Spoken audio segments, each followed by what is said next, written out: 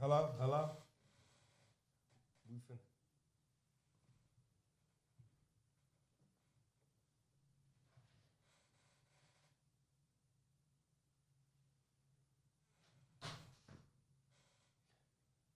Yeah.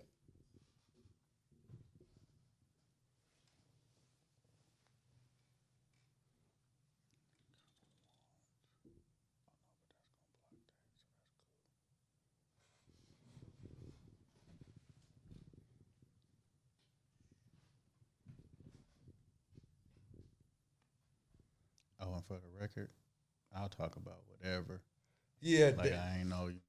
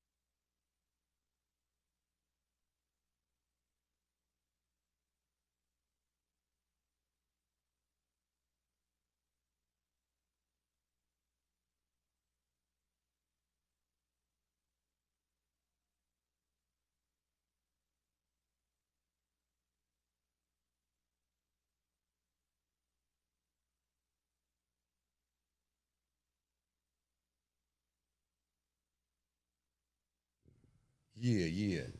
Yo, we on. Yo, shout out to the Most High. It's always a high see when we in our lower state. This is LD's, also known Party Boy Lawrence, the motherfucking one, for another episode of I Need to Know. Shout out to my guest. What's your name, G? Tucky Blunt. Okay, for sure. We gonna get into that. And shout out to everybody for tuning in. You know what I'm saying? I see ya. But check it out though. What you want to talk about, man? Man. Who is Tucky Blunts? First off, Tucky. Where did you get that name from? Or The story that my mom and dad told me was when I was in mom's stomach, pops used to rub it and say little weird words. When I came out, that was the weird word he stuck me with. So I've been Tucky as long as I can remember a name. okay. So that's a childhood name. Yes, sir. Yes, sir. I like that. I Yes, like sir. that. Yes, I sir. like that. Yes, sir. Last name is actual last name. No jokes. That's my birth last name. What? Blunt. Blunt? Mm-hmm. Okay, so you smoke blunt. Of course. Since about 93. 93? Okay. So what do you do? What do you do? Talk about you. Oh man, I am Alfonso Tucky Blunt. I am owner of Blunts and More Dispensary in Oakland, California.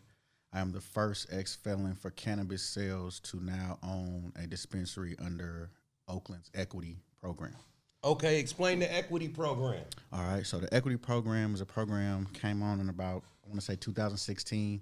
It's a program designed to give people who call cannabis cases chances at ownership in the cannabis space, whether it be retail, growing, manufacturing, delivery, et cetera. So it was something long overdue that Oakland was the first to put out there, and I'm the first recipient of a dispensary out of that program. So you damn near like a historical figure in this You motherfucker. goddamn right. Yes, sir. Yes, sir. Yes, sir. Shout out to Mr. Blunts in this motherfucker. Yes. And it's humbling. I mean, people that know me know I'm, really, really from East Oakland. Like when I came in here, when I sought y'all out, because for the record, I came to them. Like I follow y'all movement. Okay. So I wanted to come holler at y'all, and I'm like, I know, bruh, man. Like I know him. Come to find out, I grew up with your people. Yeah. So it's just the Oakland in me is always in and always around, always valid. And I'm just here to rep Oakland the right way and show that all weed smokers just ain't dummies. You know what I mean? I'm a 4.0 student, graduated from Castlemont, went to Frick, graduated from Frick with honors, and I sold weed all my life since I was 16. Well, not all my life, but since I was 16. So talk about when did you get busted, obviously? Yes. Right? Yes, you got I did. busted. Talk about the big bust. All right, so 2004, I have been selling weed for 8 years at this time. No police interaction ever, never.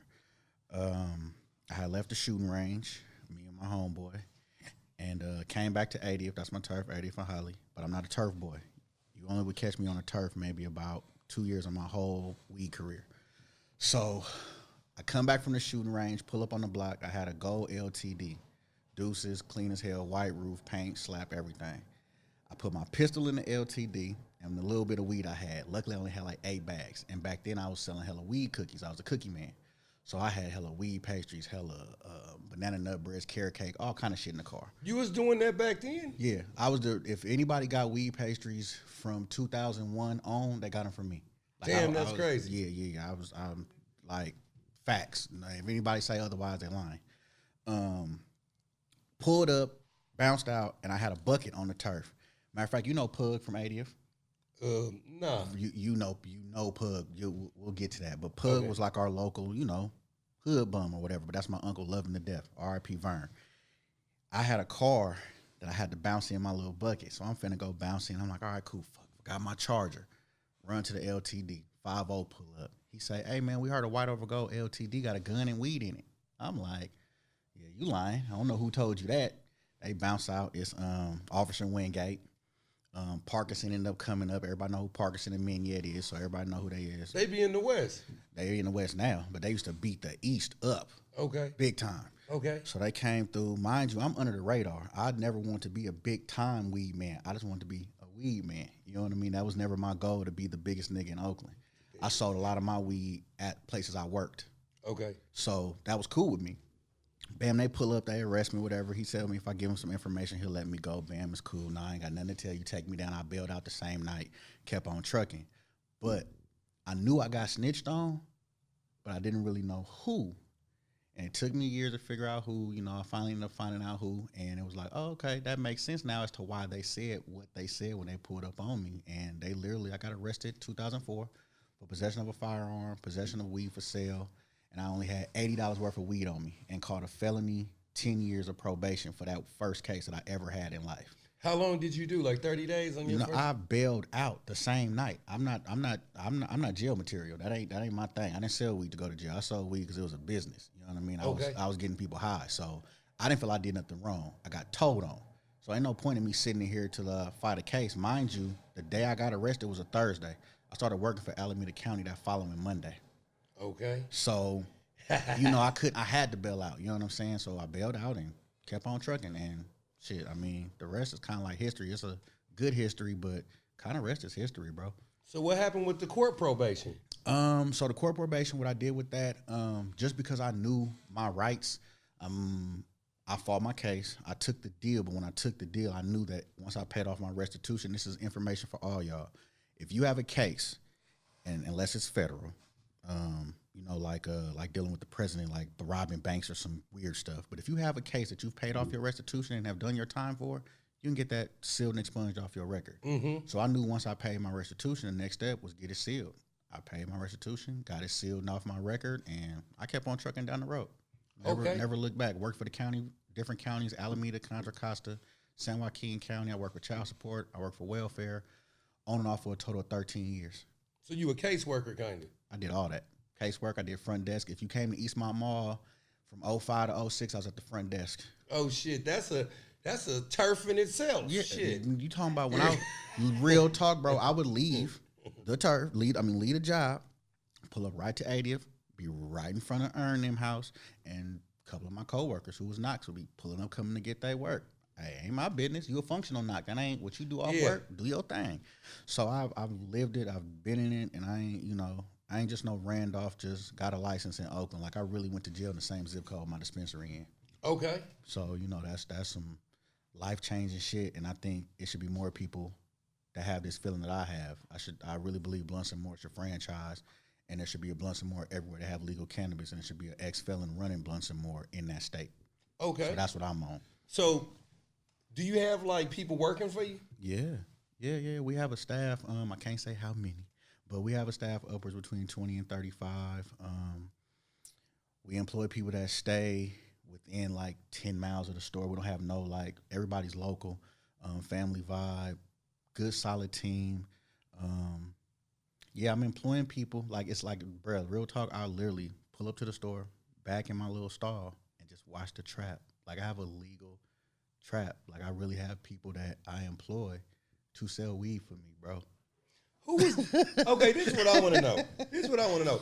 Who was the biggest motivation in getting marijuana legalized? To me, or just in general? Just in general. I just think it's just something that was long overdue. To be totally honest, like it really was some. Cannabis is not killing people. Okay. It should not be as a Schedule I drug. You know what I mean? It should not be. It's not tar. It's not crack. It's a plant. Okay. Before we get off into that, explain to, everybody what a Schedule I drug is. So for layman's terms, a Schedule I drug is the drugs that mess people up. The cracks, the cocaines, the heroins, the list goes on. Cannabis is up there with that because that's how they ranked it, but cannabis doesn't qualify. None of the specifications of how you become a Schedule I drug is cannabis. They just put it up there just to put it up there. Yeah, because they can. The funny thing about it is because I go to school for community social service, and you know what I'm saying? Okay. So they got this shit ranked up there as Schedule I because one of the qualifications for it to be in a Schedule I is that it got to be addictive. If you use it enough, it'll be addictive. But last time I checked, if you use anything a lot, you'll probably get addicted to it. Yeah, I mean, if that's the case, you can call alcohol a Schedule I. I was just gonna get on that. Cigarettes a Schedule I drug. Yeah, but for keeping it a ban, I don't know anyone addicted to cannabis.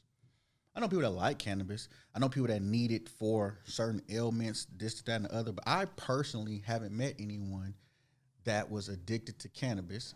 But I also haven't met anybody that's killing anybody to get cannabis. The stuff that's on them Schedule I list, meth and all that stuff, is most of the people kill over getting that. I never, people rob and shoot, but like to kill to go get weed. No, I've never seen that before. What's the longest you ever been without weed? 2 years. You think you could go 2 years right now? If I absolutely had to and just really had a legitimate reason to do it, yeah, hell yeah. Yeah. Hell yeah. Because if it's about my money and my paper and it's going to, take me away from that, then I would.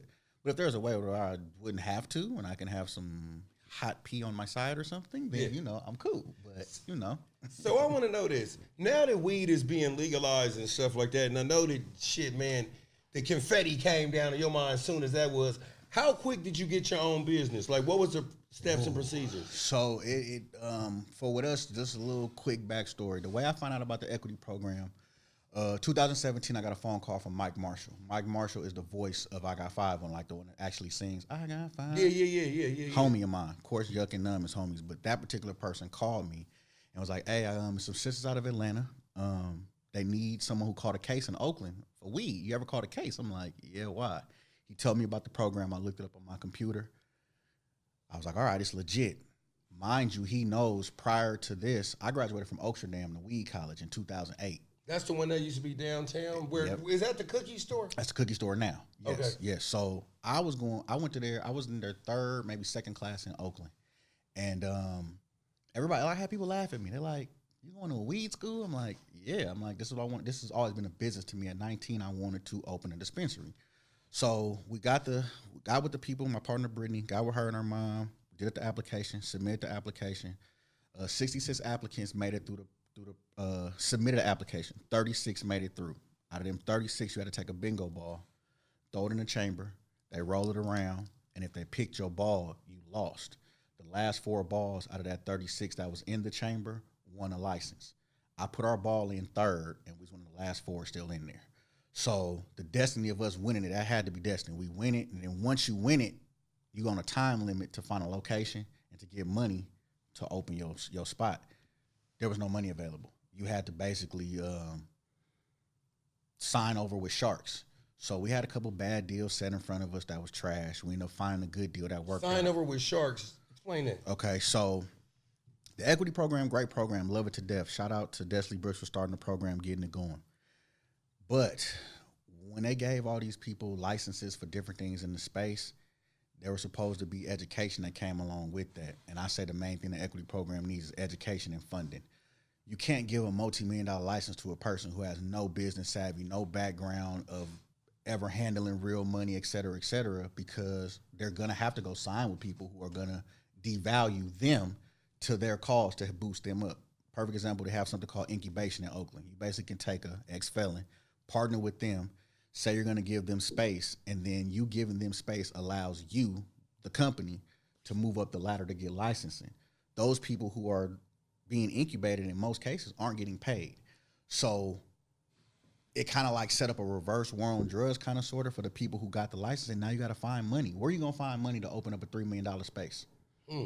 Who just has money sitting around? And us as black people, we don't really get together to pool our money together. So you can't go to your brother, your cousin, and say, hey, let's link up like you should. So you go out and you find sharks, and sharks are looking for blood, and they devalue. You're the golden ticket. They're coming to you because they need you to win. So you got to know that and use that to approach how you conduct your deals. So is this sound like some shit like when a motherfucker be from overseas and they want to be U.S. citizens and they just marry a motherfucker that's a U.S. citizen? Is that kind of like the same concept? It should not be the same concept, but in some cases it is. You have to get with somebody to get where you're going, but you got to make sure the people you're getting with got your best interest in it as well. It's not just about them. You really have to know your worth. There's supposed to be 4 equity dispensaries open right now. Like I said, it was 4 balls left. There's only 1. That bothers me. And then there's supposed to be a new round of licensing going out for more equity dispensaries, and they're going to do another lottery. And I'm like, well, how are you going to do that if the other 3 haven't opened yet? You know what I mean? Like, where are they at? Did they drop down the ladder and somebody pick up their slot? What happened? So there's questions that need to be answered. There's oversight that need to be involved with the program. But it was a good start, and now it's just time to reel it in and, fix the kinks. That's doable. That's doable. Okay, and I want to know, at Oaksterdam, right? What kind of stuff do they actually teach you at Oaksterdam? Do they teach you how to grow? Do they teach you the dangers of this? I mean, what is the curriculum like? Shout out to Oaksterdam. Shout out to all the family at Oaksterdam. They teach you. So when I went, they taught grow, they taught legal, they taught just everything from the ground up, seed to sale, on how to run a cannabis space at that time in that year. You know what I'm saying? We're talking about 2008. Laws are different now. But they still teach the same thing. They teach it's everything. Anything you want to know about cannabis, on the legal side, on the growth side, on the business side, Oaksterdam has a class for you. The main difference for me from when I went, I paid $350 for all of that. I think it's like $1,600 per different classes now. Damn. But yeah, it's went up. But the value of it is legit. Like, you can take your degree somewhere with Oaksterdam and like use it. Like, you know what I mean? Like, it's really legitimate. It's a good company, good program, and it's been around for a reason. You know what I mean? That ain't just me talking on them. They've literally been around. I think Oaksterdam opened in 2007, I think, and they're still here. So. And how old was you when you hit your first joint? I was 13. Frick, we had a graduation party. We were the underclassmen, so we was the 8th grade. This was back then when niggas used to walk together. We walked I stayed off of Fern by High Street. We walked from, linked up with your homies, keep walking. We walked through the 60s, bam, we end up in the 80s on Dallin. We had a house party. I'll never forget it. We in there hella deep. Everybody that went to Frick in 94, 95, 93, 94 was at this party. If you went to Frick, you was at this party. You know what I'm talking about. Everybody smoking. I hit some weed. I'm like, all right, it's cool. Somebody fucked around and passed a cigarette around that motherfucker. That was not cool. One time was enough for me, never again. But that was my first time. I hit the weed. And I was like, okay, I've smoked it for years. Like, my dad, my mom, been smoking weed, been doing that thing. Grannies, like, weed wasn't new to me. I just had never did it myself. I would always go in, sneak with the aunties and uncles, sniffing around while they playing dominoes. I'm in the back room smelling the weed. But once I hit it, I was like, all right, this is cool. I like it. All right. let me try it again. And then I tried it for about a year until 14 and kind of like, all right, it's cool, but that was it. Yeah. I kind of let it go. And that's the 2 years I'm talking about. So from 14 to 16, I stopped smoking. And it's a trip that at that age, my son right now, he's 14. He just went through a smoking spell that we all found out about. And, we doing the parenting and blah, blah, blah. And it was weird. I said, damn, you my junior boy. So what is that conversation like? Like, are you pro him smoking or anti, So the conversation, real talk, was anti now because he's a star athlete. My son is raw in basketball, and I'm an asshole. I don't call people raw just to say he my son. If he was fucking up, I would call him trash. I've called him trash on the court, and he was doing good. I'm one of them kind of, I'm gonna yell at you till you get right, whatever, fault me. But it was a cool conversation. I didn't really have to do too much because he got caught by his mama, his other mama, who was my wife, his other daddy, and me all in the same day. And his big siblings knew about it before us, but they held it. They never told us. They tried to do everything they could to keep him from doing it. But he a kid. He I'm going to keep doing it. I'm going to do it until I get caught. And he got caught because he was pilfering. And I knew stuff. Explain that. Most kids get high off their parents' supply. Pilfering, does that mean stealing? Yes, it does. Yes, okay. It does. So, that conversation was actually quite easy. My kids they're pretty sharp. We try to raise them, we talk. And I just told him flat out, I'm like, son, you got 4 more years. You're grown and can do whatever you want to do. I know everybody you see in the NBA and they doing their thing. He see what's going on. So he like, oh, it's not affecting me. But I'm like, well, son, real talk, it is affecting you because it made you start stealing and lying. You know what I mean? That's an effect of what you were doing. So the conversation was cool. He hasn't been on it. We've been testing his butt. We got some tests. So he's been cool. It was a good conversation. It was just one thing I learned from growing up with my parents. Love my parents to death, but there's certain ways that they parent that I took, and then certain ways that I didn't. Yeah. One of the main things was talking. Our parents, I'm 40. Most people in this area, their parents didn't really talk to them. Our sex talks was wear a condom. It wasn't nothing about you can catch this, you can catch that, and da-da-da. My mama first sex talk with me was if you're gonna fuck somebody, bring her to the house. Don't do it nowhere else. You got to be safe. That was the extent, you know what I'm saying? But in her defense... How old was you when this talk went down? About 13, 14. And my mama became a mom at 17, and her sex talk was nothing, you know what I mean? Her first sexual encounter, I was created. So the way we try to parent and change with our kids is to talk open. I got 5 kids. My oldest is 21 tomorrow, and we all talk to our kids. Now, granted, they ain't going to tell us everything. I don't expect them to, but we got to change... I had to change how I parent based on how my parents parented me. You know what I mean? And it just makes it easier. Because you know what? It is a different world. I have a 7-year-old son, and I already talked to him about sex. Yes, you have to. Because, he just turned 7 yesterday. Niggas getting, I was in the sandbox when I was younger. You know what I'm saying? I saw my first coochie at 6 years old in Alameda at elementary school. Damn, you was getting choked up behind that shit. You probably get... It was just, I can't believe that, and people was talking about I can't believe that was going on, but we didn't know nothing of it. The girl just put her pussy out. She literally she had a dress on, put her panties down in the sandbox. We didn't know what to do. We just looking at it okay, whatever. Yeah. You have a slit, we have a stick. All right, we out the sandbox. Okay. But it's just, you got to be real with your kids, and that's the way I know how to parent. So. Okay, so the industry that you in, you know what I'm saying? We are in America. Talk about some of the challenges you may have faced just being black in the industry. Shit, the biggest challenge is it's not enough of us in the industry. That's the biggest challenge. I mean, us as a race set the trends in the cannabis space, period. From music, from the clothing, from just everything. When you think of cannabis, you, for the most part, think of black people. And just, you got your white people that do their thing, no hate, no shade. But we set the trends. And in all cases, we're the least amount in the space. So the biggest disadvantage or the biggest thing I'm going through is trying to change that and trying to get as many of us in the door as possible. And not just for growing and selling, just for anything that's cannabis related, business wise, we got to tap in. This is the last thing we're going to get.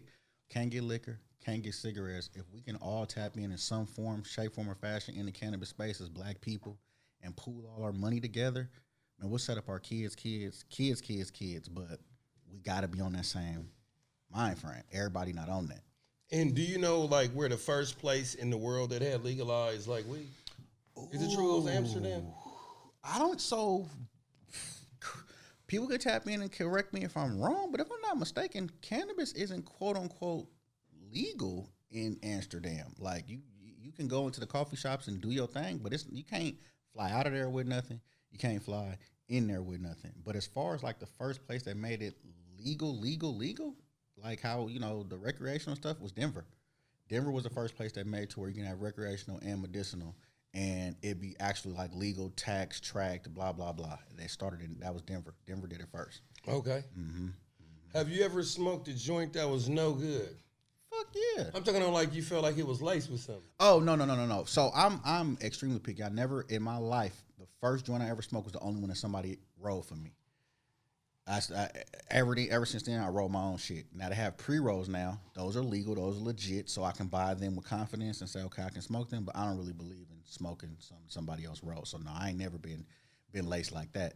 I have smoked, and honestly, I've never smoked Bammer before either, bro. Like, you know how people talk that shit? I'm luckily for me, I've never smoked Bammer before, ever.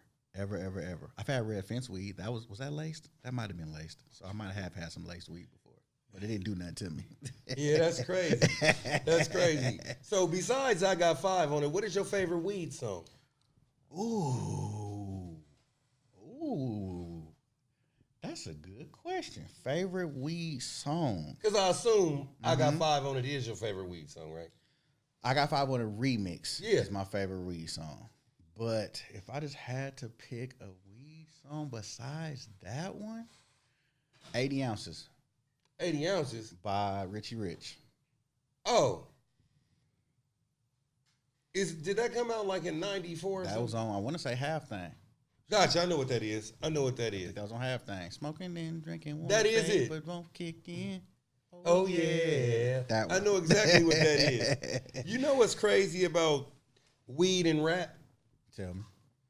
Is that Snoop Doggy Dogg is the biggest weed rapper. Would you agree with that? I would agree with that 1,000,000%. But he doesn't have like a super famous weed song. Have you ever noticed that? I have noticed that. That's crazy. That is very crazy.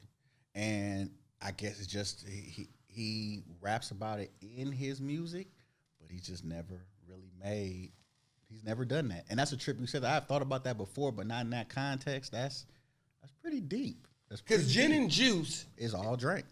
Was rolling down the street, smoking Indo, sipping on gin and juice, laid back. But it's more of an alcohol song. They call that an alcohol song. They don't call that a weed song. Even though he's laid back off the weed and he's rolling down the street smoking, that song is considered an alcohol song. That's crazy. By all circles, yes. I like that. So, Mr. Blunts, I got to ask you some hip-hop trivia. You ready? Possibly. Okay. Blunts. Philly Blunts, right? What rapper popularized Philly Blunts? Ooh. Oh, my gosh. I want to say somebody on the East Coast. I don't even think it was nobody out here. I want to say it was Method Man and Redman, but I could be wrong. You tell me. Redman. Okay. Redman, funk motherfucking Dr. Motherfucking Spot. Okay, I'm like, it was East Coast, and it was one of them too. And that's crazy. Real talk, no bullshit. 2 days ago, I got a call from Method Man people. Okay. That emailed, I reached back out. The dude was like, man, can I call you? I'm thinking it's just a worker. Called. It's 4 business partners in Tucky. I've already talked to 3 of them. And they hit me, was like, we've been watching you. We've been looking. When we came to the Coliseum, we wanted to get over there. We didn't have time, but we've been watching you for a year and a half. Meth personally has talked about you and want to do A, B, and C. But I had to answer right. What's your next one? Give me some more trivia. Okay. I got off, but I'm still on it. Okay, I wanna sit there and tell you my favorite weed song. Okay, come on. Okay, because I don't smoke weed, but my favorite weed song is this. Don't Give Me No Bammer Weed by RBL. Okay, definitely. What does RBL stand for? Ruthless by Law. Okay. Oh yeah, no. They first tape. Every song on there was a sample. That's the era with the Totally Insanes. Like, that's the era of music I love. Like that era, that 92 to 94 music era in the Bay Area, even 96, 97. So yes, Ruthless by Law. Don't Give Me No Bammer Weed. Another sample. I know that song by heart. You know, like that's a classic. You know what I mean? I think I picked Rich just because I'm from Oakland. You know what I mean? Definitely. But, I mean, shit, you got to think about Garcia Vegas by 11.5. That's another good good weed Oh, song. yeah, that definitely is a dope one. You know what I'm saying? So everybody likes your Vegas. So check it out though. You going out of space and some shit like that, right? You going out of space. What 5 albums from the Bay Area are you taking? Stacking Chips, Bosses Will Be Bosses, In a Major Way by E40. You said 5, right? Yeah. So I got Bosses, I got Stacking, I got Sideways, Me Against the World. So that's 4. And then I'm gonna take my album, my Cookie Man album from 2004. Okay. You had any famous features on there? Stevie Joe was on there, actually. Stevie Joe. We both from 80th, so I had him get on there. But that album was solely just me, and I literally was just rapping about selling weed cookies and partying at the Ambassador and shit like that. So In San Jose? yeah. Okay. Oh yeah. I'm a man. What, like, party animal? I used to dance my ass off, like literally, like. Can you still dance smoking all them motherfucking blunts? I can still dance, but not like I used to. I'm gonna just 2-step and hit the brick field, and I'll be cool. For sure. You know what 5 albums I'll bring? What? Okay, if I'm in space, right? I'm in space, and you talking about 5 Bay albums? 5 Bay albums. Okay. Okay. I'm taking Short Dogs in the House. Of course, that's a good one. I'm taking Ascari X, Ward to State. I'm taking Guapale, Even Closer. I'm taking Cell Block. I started to put that, but that was a compilation, so I wasn't sure if that would have, you know what I'm saying? Because that definitely got to go. That got to fit like in the cut somewhere. You know what I mean? Or a compilation with the Scaries and all. Put all them on just one big compilation. Because you gave me 5. It's hard. Like, the Bay Area has some of the best music in the world. Okay. So it's hard to pick 5. In our era, because you about the same age, right? Yeah. So that era of music, the stuff you named, I want to knock out some of mine and put some of that in there. Like, it's okay, what's 4 and 5? You said 3. What's 4 and 5? No, I think I got one left. You got one left? Yeah, because I said Even Closer by Guapale. You said the Scary. Okay. You said Short Dogs in the House. That was Cell- 3. Cell Cell Block. Block 4. Okay, one more. I gotta give motherfucking shit out the Bay. Shit, what album can't I just live without? Man. I would probably go a E40 album, and I might take In a Major Way or Federal. Yep, that's the In a Major Way is just, that's one of them ones. Like, I listen to Sideways at least 4 times a month. I listen to Stacking Chips once a week. I listen to when you pulled up, what was I listening to? Bosses Will Be Bosses. Come on, man. Like, and that wasn't just on a fluke because I was here. That's just really like, I fuck with the new stuff. It's new stuff I listen to. It's people I like or whatever. But I go back to the good music. That good Mechanics is bringing that shit back. Yeah. Shout out to Dot and Tweed, niggas I've known forever. They bringing that real Cell Block sound back. I'm like, for real. Yeah, like, that old school mob music. Facts. 412s, 415s. You know what? Before I get off, I gotta ask you a question. You gotta tell me what your take is on this shit. Okay. That fake weed called Spice, right? Have you heard of that shit? I have. What's your take on that, and what is it? I don't know what it is. My take on it is it ain't weed. It's killing people. It's just it's what people got to understand too with the cannabis space, and this is something I'm learning just on the legal side because you don't have to really worry about that when you're just riding around selling bags. This legal cannabis space is making me more conscious of what I'm putting in my body. Okay. You know what I mean? Like really looking into testing labs and making sure that they really testing and the facilities is right, and you know also trying to wean myself off of like swishers and stuff and really just fuck with hemp papers, and just it's really made me change how I ingest my cannabis because I'm more so alert to what's what. And Spice, yeah, that don't even, I wouldn't even want to smoke nothing. Who smokes fake weed? Like, you know what I mean? Them like, motherfuckers in Stockton? Yo, man. Well, Stockton, y'all better get together. It's some dispensaries out there. I was out there in Stockton and some motherfuckers was smoking that Spice. This motherfucker had an ankle monitor on waiting on the smoke shop to open. And he seemed like he was crazy, going crazy. Like, have you ever seen them clips where motherfuckers be fucking with them bath salts? Yep, same shit. I don't know. I'm not big on, you know, extra shit. I just like my weed, my little Henny, and I'm cool. Yeah, I'm cool. So you said you got 4 children or 5? I have 5. So you being the weed man and shit like that, how did you actually have these conversations? First off, do most of your kids smoke? The oldest 4, yes, but the one that we just talked about better not be, or you're gonna get his ass kicked. Okay. So my oldest three, yeah, but they 21, 19, and finna be 20. You know what I'm saying? So they grown. Once, you know, of course, when we found out they start smoking, we knew they were smoking. It's just how you approach it. My whole thing was, don't be out here just buying weed from anybody. But then I can't also be like at 14, here, come get weed from me. I couldn't be like that. You know what I'm saying? I'm not finna sell y'all weed at this age. But if you are gonna smoke, just be careful with how you smoke. You know what I'm saying? And just, you know, do what you can. And they found their way around just like I did. But yeah, 3 of my 5 for sure smoke. For sure. For sure. Talk about some of the people that you grew up with that you know for a fact. Like, I be seeing people that I know, they used to smoke a lot of weed, but they was probably dipping off into the shit, but motherfuckers be crazy, walking down the street, talking to themselves, ain't keeping themselves up like they got slipped something. Like, you got any people like that you know? So my cousin actually went through that. But I can't remember if it was smoking or drinking, but shout out to Dangerous Dame. That's family. Blood couldn't make us closer. He got slipped to Mickey, one of the most talented artists out of the Bay Area. Fuck the Bay Area, out of Oakland. Dangerous Dame caught some bad shit. He's still around. He's still moving and grooving. He's still rapping if you catch him. He's still dancing, all the shit. But that's the only person I know personally that I've, you know, something happened to before. Do they educate y'all on shit like that at Oaksterdam? Yes. Like anything that you can literally think of to ask within the space, they'll tell you. And even if they ain't teaching it, you can suggest it and they'll put it in the curriculum. Like they're ever evolving like space. Yeah. So they do. Definitely. So what did they actually talk to you about, like different drugs and stuff like that, or? So their focus isn't on the other drugs. Their focus is on, for one, cannabis ain't a drug. So let me clear that up. But their focus is on highlighting the pros and cons of cannabis if you're going to indulge. And cons aren't really cons. It's just if you're going to be sleepy, you're going to be high. They want you to know about the different terpenes that are in the cannabis. Terpenes are the different flavors that you ingest in cannabis that attack certain things in your body, from your knees to your brain or whatever, the different terpenes. So they teach you about all of that, and that's all good knowledge. So it's kind of like, you know, they can't really talk about the drugs per se because it's not a drug thing, but they can coach you on the pros and cons of how you ingest and doing your cannabis.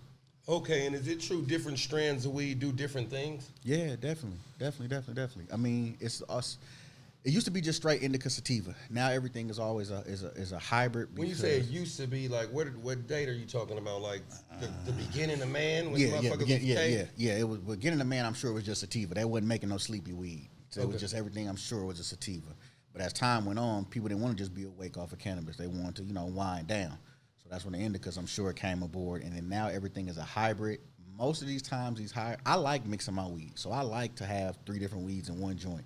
But most of these hybrids are being created because indicas don't yield a lot, and then sativas the indicas don't what? Don't yield a lot. They don't make a lot of weight in most cases. Okay. And especially a real solid heavy indica, they just short bushy. They don't generate a lot of flower.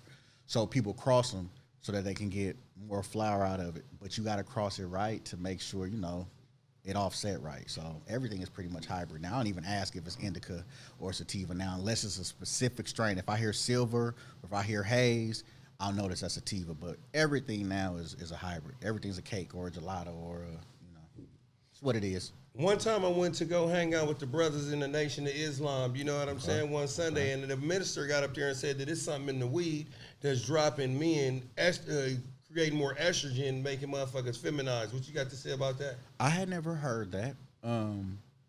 Me personally, everything that I've ever encountered with regards to weed, I haven't seen that. I haven't encountered it me personally, or no one that I know that I can think of that can speak to the fact of getting more estrogen from cannabis. But that don't mean it's not true. I just haven't heard it. You know what I mean? So I'd have to do my research on it. I'm one of them people that, if I don't know the answer, I'm not going to say I do. I say, well, you know, I'll do some research on it. But for me, I never heard it. But that doesn't mean it's not right. Okay, and what would you say, like, to people that during this COVID-19 shit like that, motherfuckers going around passing blunts around? So me personally, do to each his own. Do what you want to do. But only people I've smoked with throughout this space is the woman I live with, her best friend who basically lives with us, or we at her house, my nigga Cookie Monster that was supposed to be here because I basically live at his house, and that's it. I've never really been a big pass around like smoker anyway. Most of my blunts is face, you know what I mean? Because I'm smoking with me or I'm smoking with the missus. So I've never really been in a big. We come from smokers. Like when my niggas get together and we smoking, if we are passing the blunt around, if it's 10 of us, it's 10 blunts being passed around amongst us 10. Like we always facing. But in this time where we are now with all the stuff that's going on, if you are doing that, then that's the risk you take for doing what you choose to do. You know what I'm saying? Me personally, I don't think I'm ready to go there just yet. You know what I mean? Like we used to have dab buses at our store. And we always clean them up, you know, how everything was clean and sanitized. We do all that, but I'm not ready to have a dab bus at the store yet. You know what I mean? Because I don't think it's safe just yet. I don't know. Dab bus? A dab bus. So we have a bus called a Twerkulator that comes to the store, and we have dollar dabs. People go in and spend about $50. They get a dollar dab. They come on the bus, dab, and then they get off the bus. With a joint or with it's a machine called a dab rig. You like take a pull. Oh, okay. So you can't really do stuff like that no more. I hope you can get back to that because cannabis is always known as something that brings people together. Yeah. So it's kind of fucked up with you got to be apart, but I mean you got to do what you got to do. I roll face ones anyway, so I don't mind not passing. That doesn't bother me at all. And another thing that I heard that people actually eat one brownie, right? And they say that one brownie don't do nothing, but then when they take the second brownie, they get fucked up, man. What is that about? Okay, so I am the perfect person to ask that. So, edibles, first of all, let me state, the new edibles nowadays don't have shit on the edibles I had. But they're cool. Most of the time when people do that, they'll eat one and say it's not doing nothing. That's just your mind telling you to say it's not doing nothing. If you get to that point, do not eat another one because you're going to be fucked up. And people don't get that. Like when I sold my pastries, I always told people the rules.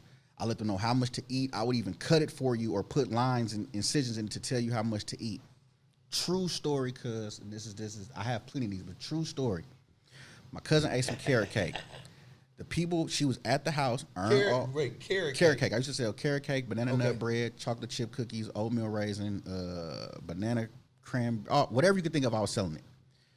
The house that Ernst used to stay in, my boy Terrence moved into, T-Rilla. My cousin was over there. She's like, oh, man, I can eat it. It's cool, whatever. Bring me some carrot cake. I'm like, all right, cuz. Brought her the carrot cake. Told her how much to eat. Told her don't eat all of it. Mind you, the slice was about yay wide, about that thick. She ate all of it. So I explained to her all the rules, blah, blah, blah. She said, oh, I'm finna go to Pack and Save. You know where Pack and Save is from 80th? The Pack and Save on 73rd. Yeah. Hagenberger. She went to Hagenberger's, Pack and Save. Called me 30 minutes later talking about, I can't make it back to 80th. I'm finna call the police on myself. And I'm like, well, cuz, what happened? Wait. Yes, what? yes. At the grocery store? Yes, she was in the car, paranoid, couldn't make it back to 80th. And I'm like, well, cuz, what did you do? She said, cuz, I ate all of it. I don't like... People tend to not listen. This is the main reason I made the cookie song. Like on my album, there's a song called The Cookie Song. And I specifically like give directions on everything because people like don't listen. They're so good. Like my edibles were good. They weren't like, they started off a little weedy and you could taste the weed, but they ended up getting better. Like you can eat one and not know. Now I'd be walking around Ambassador passing out cookies. Like, you know, if you knew me like and want one, hey, here, take a bite. Here you go. Don't eat all of that. Just eat this. People don't listen, bro. They want it. They think they can handle it, and then they calling me an hour later trying to throw it up out their system. You can't do that. That shit is crazy. I remember when I was sitting up there working at Home Depot, one of my partners, man, shout out. He was cleaning up, you know, doing the cars. He ate one, and he kept on giggling. I was like, man, what the fuck is so funny, man? Like I want to laugh. You know, he said, I just had a weed brownie, right? Man, he said, man, but I just feel good. I'm finna go eat the other half of this. Fuck this. I swear. Okay, when you say Home Depot, how many years ago was this? This is about 2006. Okay, so he had some of them real brown. Yeah, he was fucked up. Yeah. He had some of them real ones. The new age stuff is cool. You know what I'm saying? They dosed. So everything you buy now has to be a max of 100 milligrams. Max. Okay. Back when I was selling cookies, we didn't even measure milligrams, but I guarantee you them things was at least 1,000 milligrams just in one cookie. Yeah. So we talking about 100 is a max now. We got something, one cookie got 1,000. And I would tell people in my cookies, split them into 4s. Fuck it, split them into 5s. Do not eat a whole cookie. I've eaten a whole cookie, and I've been fucked up sitting at my house on C Street. Yeah. Fucked up. But I was our test dummy because I would literally just buy hella cookies and pastries and sit them on the table and have my niggas from the hood come eat them. And we would sit and see how they would react. Like I'm real big, even with my store. If it came through my store, other than a few different items, I've ingested. Like if I'm giving it to the public or selling it to you, I should have tried it first. I should be able to tell you, you know, how it did me. And that's how I always been. We got somebody in the room, like I said, that can vouch for that. I really, really take selling weed serious as a business. I've always marketed myself as that, and it's just come to fruition. Like, it couldn't have came to nobody else, bro. Like, I really, like, this wasn't no just, like I said, some destiny shit. I pinch myself all the time, and it's cool. It's good to be me, you know? But I'm trying to open the door for other people, though. It ain't just about me. It's more about this, the brand. Okay. And what is CBD? Is that CBD to do with weed? Yeah, CBD is a part of weed. It deals with the cannabinoid system. Basically, CBD medicates, whereas THC gets you high. So if you smoking CBD or ingesting CBD or rubbing on CBD cream, it helps for pain, headaches. If you're a sport or athlete, you can rub it on your knees. You can smoke CBD and it'll calm you down. It's straight medicinal. There's no THC in it, so you don't get high. And it's really popular for people who are in pain. You know what I mean? Some people smoke weed to not be high. That's where CBD comes in. It's for the pain. But in most cases, people want to get high. That's me. Okay. Okay, so if I sat there, say like I got arthritis or some shit, right? And I smoke a motherfucking CBD joint. And I go to work, and I've been smoking this shit all motherfucking week. You know what I'm saying? My arthritis is under wraps. And they get me in the room for random drug tests. Do I test positive for marijuana? Yes, you will. You will. And that's something they got to change too. Like, what I do off of work is my fucking business. Like, I should be able to do whatever I want. Now, if I'm on the clock, I shouldn't be high. You shouldn't be worried about that. You know what I mean? Like, it's just, I mean, if you're a driver, I get that. But just a lot of these businesses need to just cut it out. Like, we're in California. 99% of people in California smoke. You shouldn't have to be worried about that. Now, if I kill somebody on the job, run somebody over, something like that, then we could talk. But in most cases, you know anybody ever ran into somebody and killed them smoking weed? I'll wait. Okay. You know what I mean? Like, you know, just like cut it out. Like, it shouldn't be like that. Laws gonna have to change, especially in states that have legal cannabis. But if you smoking and you got your arthritis and they want to test you for that, maybe do it as a cream, so you're not smoking it and it's not in your stuff, and you just rubbing, like you rub a cream on, it may test, but it won't show the same as if you were smoking, if that makes sense. You basically saying like the levels might not be the same. Yep. But so the levels of the CBD will still be strong, but as far as like, they're testing if you smoked it, because they're only specifically testing that. And if it come out in the urine, it's going to come out different smoking it as opposed to rubbing it, if that's a better way to say it. Really? Did they teach you that at Amsterdam? I've learned that new recently. Like Amsterdam, back then, we didn't, it was a different time in the legal space. So CBD wasn't even really, it was talked about, don't get me wrong, but it wasn't like prevalent. You know what I'm saying? It wasn't important per se back then with what we were learning. It's important now because it's more in the space now. You know what I'm saying? And you got to evolve with it. I've learned so much. I'm an East Oakland nigga that sell weed. Like, didn't care about CBD, THC numbers and all that. Do it get you high? Do I get sleepy off of it? Is it going to make me cough? That's how we judged our weed in Oakland. We didn't care about CBD or THC. Now that's something that the customers care about, so I have to care about that. So I got to shop for stuff that got high THC, blah, blah, blah. But I've seen stuff with 30 THC that didn't do shit. And I've seen stuff with 20 THC that knocked me on my ass. Yeah. So, you know, it's a weird game. It's a weird game. And what the fuck is hemp? Hemp, oh man, hemp is hard to explain. Hemp is another part of cannabis. You can use it in papers. People make clothes out of it. It's part of cannabis plant. It's another extract that you can get from cannabis. So as far as like weed go, right? People, let's just say like this motherfucking microphone, right? Okay. It's some weed. People that's getting high is off the motherfucking, this part, the bud, right? It depends. Now they got tinctures you can put under your tongue so they can be high that way. Tinctures? Yes, you can put a tincture under your tongue and be high. You know what I mean? So it ain't just, you can get high from cannabis in so many different ways. It don't have to just be smoking. And that's why it's convenient for a lot of the newbies to cannabis, because they can vape it in an oil. You know what I'm saying? A lot of people that's on this new phase of cannabis don't want to smell like weed. So they're looking for ways to get high without smelling like weed, i.e. an edible, a tincture, a vape pen, something that, you know, the smoke go away. You know, it's just, it's cool, you know what I mean? I'm old school. I mean, I'll do my little vape pen from time to time, but I like rolling my joint, smoking my shit. But that's me. So, a while back, were they talking about like vapes was actually like killing motherfuckers? Was that cigarette vapes, or was that weed vapes, or just all vapes? It was all vapes. It was, if you weren't getting it from licensed, tested facilities, they were just putting whatever in it. And granted, there are some licensed testing facilities that are fuck boys. So you got to really know.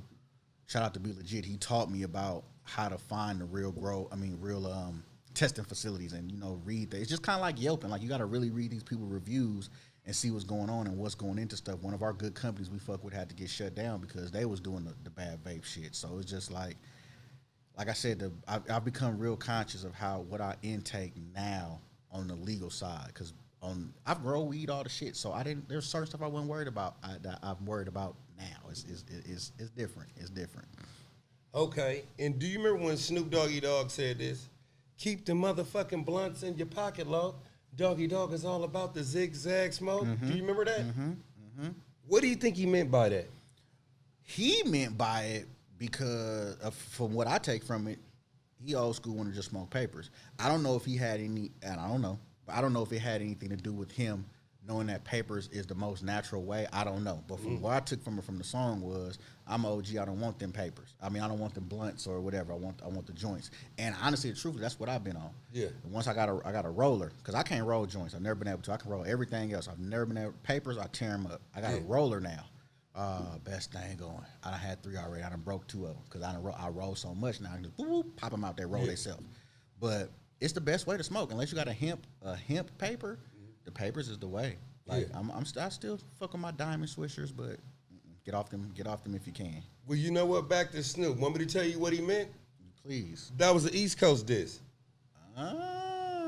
Because the East Coast was doing the Phillies and the blunts. That's why he said keep the motherfucking blunts in your pocket, low. Doggy Dogg is all about the zigzag smoke. That was so if you want some, get some. Bad enough, take some. And watch it thrown by my side. Because it represents me and the motherfucking East Side. So by wow. Like that. And then he said, my flow was dope original. Now you know when can't no hood fuck with Def Rizzo. You know? Interesting. Yeah. I never looked at it like that. That was definitely That's exactly what the fuck that meant. That was a slick one too. Check it out though. What was the best sounding album that you heard when you was smoking weed? I'm gonna give you 3. Who is Jill Scott? Okay. Anthony Hamilton, coming from where I'm from album is a good smoking album, and this is just a smoking song I can just play on repeat.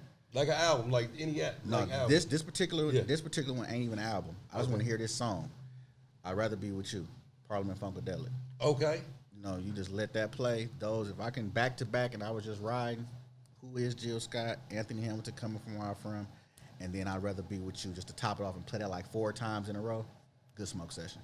Okay, and where do you see yourself at in 5 years? 5 years, I hope to have store number 2 open. Not sure where yet. It just depends on where they have the equity.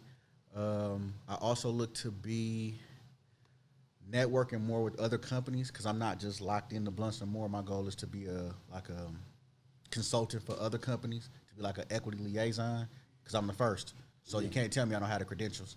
So 5 years from now, I hope to be partnered with maybe 3 to 5 other companies, helping them move their equity brands forward and helping to teach other people about equity. Like I said, store number 2, hopefully store number 3. And then just networking, bro. I hope to be still alive and being able to speak this message. To be totally honest with you, I see myself, like I said, another store and continuous networking. Did you have to jump through any outrageous hoops to get where you at as far as like the legalization of where you at or the store? We didn't really have to jump through too many hoops. Us personally, it was just finding the money. And then jumping through that hoop of, negotiating, and that's pretty much it. The city has been cool with what they've had us do, so we haven't really had to jump through too many hoops, but you just got to find that money and have the knowledge to know how to negotiate your deal. That's the biggest thing. Yeah, because I have an associate or something like that, and they was talking about, like, when they went to go get their cannabis license, he said that he was facing all type of racial discrimination. Like, he was like, damn, if I was white, I probably would have got it quicker, but they was like playing with his paperwork and stuff like that. Well, I personally haven't encountered that or know anybody that I can say encountered the racial part of it because it's for equity. Now, if he wasn't equity qualified and just went in as a general just to apply for different, because I don't know the situation, it may have come off that it was one way or the other. But I will give the city of Oakland, from what I can gather, they're trying to give it to the right people. They can't help what other people sign away, you know what I mean, because they can't help control that, but they are trying to make it to where it's done right as best as they can. Okay, and how many states are legalizing marijuana? Oh, you gave me a good one. I want to say it's more than 13. Y'all don't shoot me. I don't know the number offhand. I do know it, but I want to say it's 13 to 20, but don't quote me because I'm messing up right now. I should know that, but I don't. I'm sorry. So if you outside, right? If you outside, let's just say at the motherfucking Raider game, Okay. and you just smoking some motherfucking weed. I mean, you having a time of your life, right? Okay.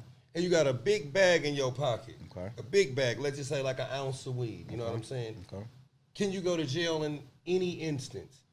Well, if I think the most you can have on you is an ounce of weed per the cannabis laws, being that it's recreational. Now, if I'm not mistaken, it's an ounce. You can have an ounce on you with no problem. I actually want to say it's 4 ounces, but I know you can have an ounce on you with no problem, and you won't go to jail because they're not even giving you a ticket for that. They're not taking it or nothing? Not unless you like in a car and get like a DUI for smoking, then they may take it, but just you walking around smoking in somewhere that's legal to smoke. Now, if you at the Coliseum, everybody's smoking, so you got to just be, cool, mindful of what you do, but who gonna take the weed? If they're gonna take it, they're gonna smoke it. Like, they can't take your weed. So. Yeah. Times have changed. They're not fuck with you for a zip of weed. And you said that when you caught your case and stuff like that, through this, do they help clean your record up too? So it's not through this, but Oakland has a program that does it. But for the record, y'all can do it on your own. Go to the courthouse, wherever county your court was in, request for the paperwork to have your stuff sealed and expunged. You don't need to pay nobody to do it. I mean, they have free places that do it, but you can really do it on your own. If you need help, there's places out there. I'm willing to help. Like, if you inbox me, I've been doing this for years. I've been telling people where to go to do it. So, you can do it. You can do it. Okay. And before we get out of here, is there any props or anything that you want to say before we get out of here? Man, shout out to Fame Media for having me, for being willing to have me, because, in most cases, y'all deal with music. I see sports. So I'm feeling good to be up here talking about cannabis and being black in cannabis. So thank y'all for having me. Shout out to all of Oakland, all the Bay Area for supporting Blunts and More. We've stayed afloat. The COVID-19 hasn't slowed us down. We still cracking. Shout out to all our staff. Shout out to Oakland. And then, everybody know who I know. So shout out to everybody I fuck with. Shout out to Cookie Monster. He was supposed to be here. But we're going to get Cookie Monster in here on Fame Media because y'all need to hear the real story behind Cookies. There's a black man behind Cookies. Like, real talk, there's a black man who grew Cookies first and is not getting his recognition. That's the Cookie Monster 415. So shout out to him. Okay. And where can people find your handle at? I'm at Tucky Blunt 80 on Instagram. The store is at Blunts and More, and is spelled out, and More has 2 O's. It's our last names. More is my partner last name. My last name is Blunt. So at Blunts and More, at Tucky Blunt 80. Don't follow me on Facebook because I won't add you unless you're family. And I'm on Twitter at Blunt Tucky. Okay, and where can they find that album at? My album, it's on Reverb Nation. If you want to hear it's classic, it's 0405 music. Reverb Nation, type in Cookie Man, Cookey, or type in Alfonso Blunt, and it'll be a big-ass Cookie Man logo from way back then. So, yeah. Okay, and before we get out of here, is that Cookie Man that you're talking about, is that the same logo for Cookies, the store? Nope. So my Cookie Man logo is a chocolate chip weed cookie with weed leaves in it with a face, and he's smoking weed. Oh, okay. And I came up with that logo in 2003. So that's how far back I go with this weed cookie shit. So. Okay. Well, I'm LD. This is another episode of I Need to Know with my special guest, Tucky Blunt of Blunts and More. And as usual, come on, you know what I want. Dope. Cool. What's up with you?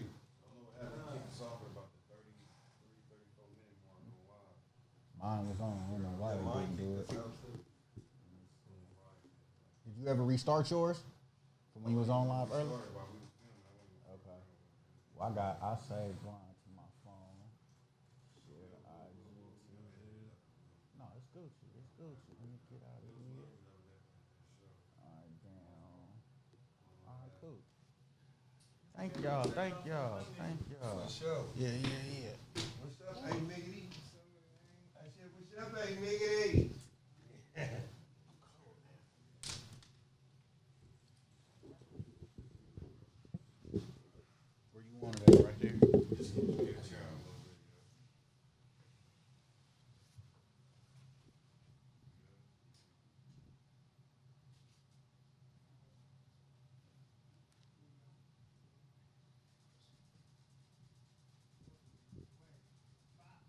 You taking one? Send it to me.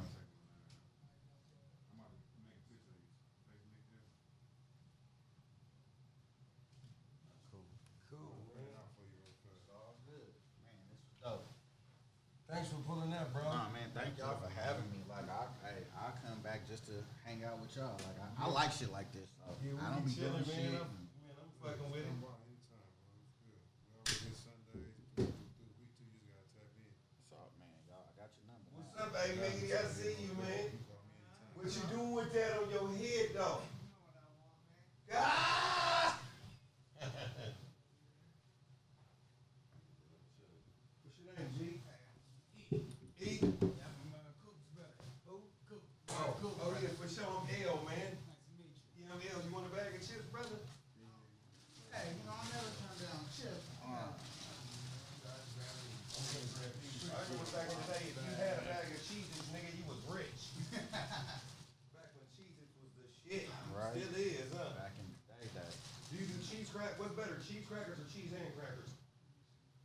I personally ain't a big cheese cracker fan because that was some shit we had growing up all the time. So that's the shit I stay away from. Cheesy crackers and the little sandwiches. Yeah. It was on point. Or the little Ritz bites. I like cheese and crackers, but this is the best cheese cracker. Oh, yeah, for sure. For sure. Look better than goldfish. No, goldfish is cool. They cool. They can eat it. Yeah. They not cheese. Goldfish Especially when is you like, get them extra crunchy ones, the little burnt cheeses. Those are the best ones. goldfish is like hot dogs. These are like hot wings. Yeah, there you go. You know, hey, you know what I'm saying? I say goldfish is like hot dog. These is like hot links.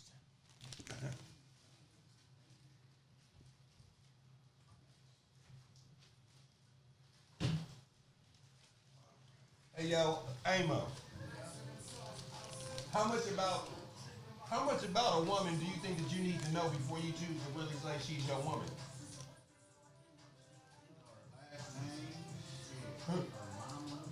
Have you ever had a long have you ever had a long lasting relationship with a woman with an alias name? No. I did too deep. I used to be catfish. Yeah, I ain't got time. Anyway. I ain't got time. I'm doing my investigation. Shit. I need to know everything about everything. Alright. This is my. I mean, it kind of go like this. It's like, you can have a parent but never met I got one more pound for you. Oh, yeah, that's extra. So I feel